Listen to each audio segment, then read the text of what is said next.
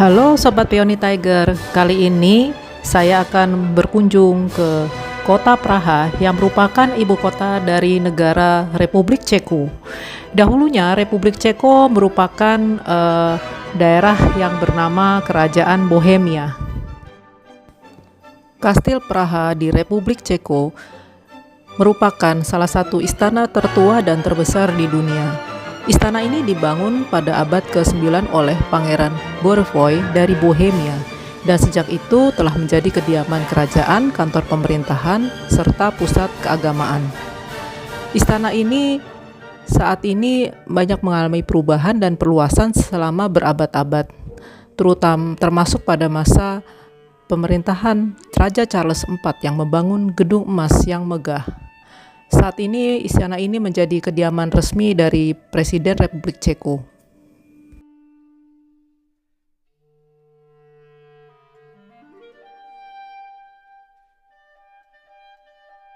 Di dalam kompleks Kastil Praha terdapat katedral bergaya gotik yang dibangun mulai pada tahun 1344 oleh Raja Charles IV dan selesai pada tahun 1929. Katedral ini dinamai menurut Santo Vitus, seorang martir Kristen dari abad keempat.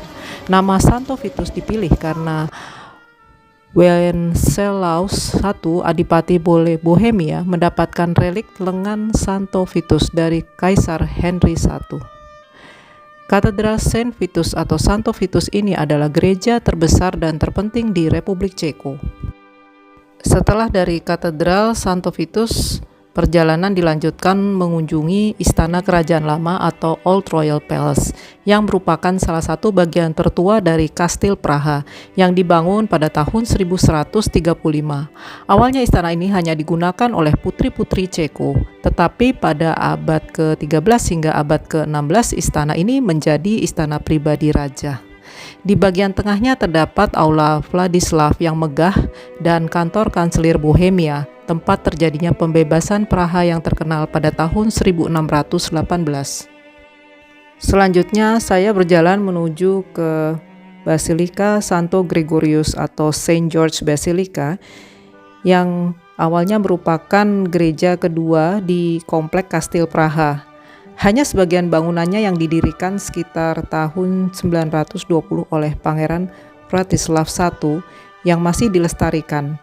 Ketika biara-biarawati Benediktin didirikan pada tahun 973, gereja tersebut diperluas dan dibangun kembali.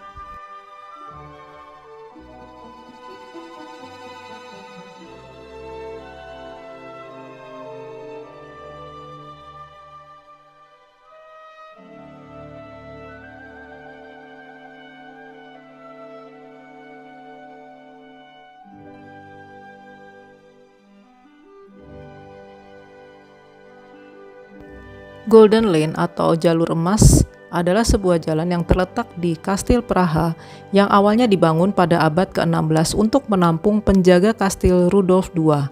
Jalan ini mengambil namanya dari para tukang emas yang tinggal di sana sejak abad ke-17. Saat ini, jalan tersebut terdapat banyak rumah yang dijadikan toko souvenir dan ada juga museum persenjataan abad pertengahan di dalam bekas benteng abad ke-14 yang dapat diakses dari Golden Line atau jalur emas ini.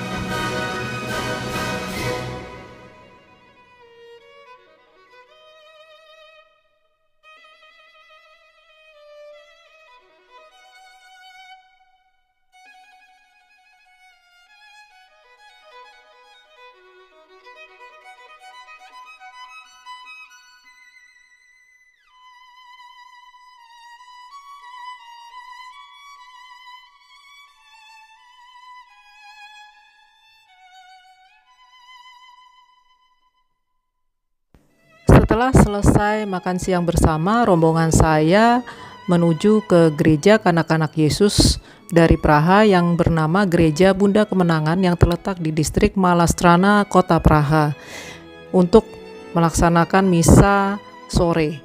Di gereja ini terdapat patung kayu berlapis lilin kanak-kanak Yesus dari Praha yang merupakan peninggalan abad ke-16.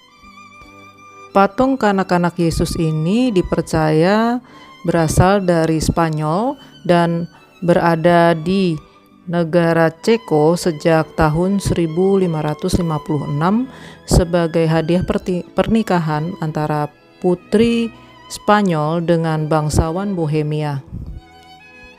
Banyak mukjizat terjadi di sini. Mereka yang tuli dan buta dipulihkan, yang sakit dan timpang disembuhkan, dan gereja ini menjadi tempat ziarah yang terkenal.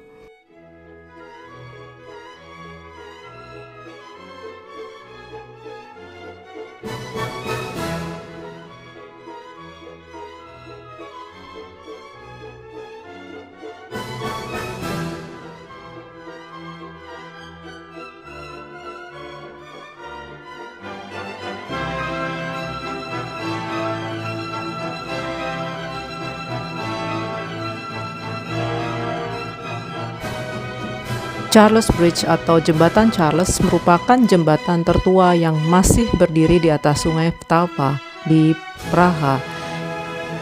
Dibangun oleh Raja Charles IV pada tahun 1357 setelah jembatan sebelumnya yaitu Jembatan Utrecht hancur oleh banjir pada tahun 1342. Jembatan Charles yang membentang di sungai Vltava dengan 16 pilar kaya akan patung dan lampu hias, dan langsung menarik perhatian dengan keindahan menara jembatan gotik di kedua ujungnya. Dan kita akan menemukan 30 patung megah di jembatan yang disusun dalam 2 baris.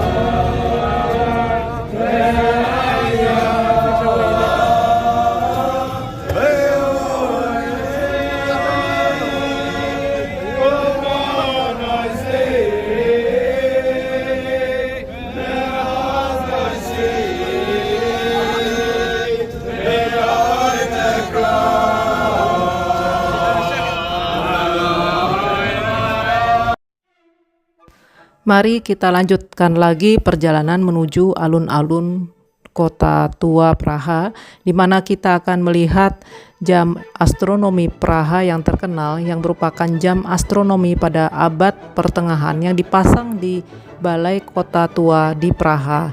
Jam ini pertama kali dipasang pada tahun 1410 yang menjadikan jam astronomi tertua ketiga di dunia dan jam tertua yang masih beroperasi.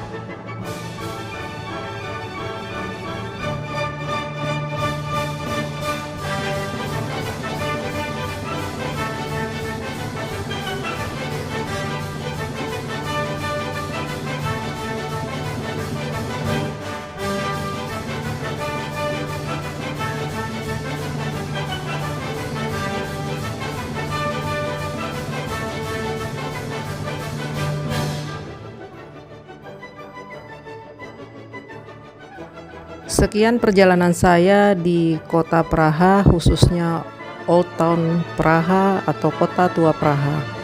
Terima kasih.